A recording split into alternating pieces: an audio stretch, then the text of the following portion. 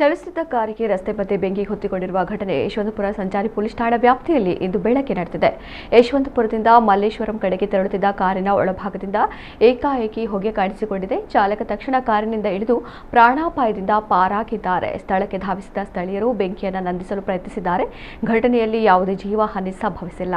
ಕಾರಿಗೆ ಬೆಂಕಿ ಹೊತ್ತಿಕೊಂಡ ಕಾರಣ ತಿಳಿದು ಬಂದಿಲ್ಲ.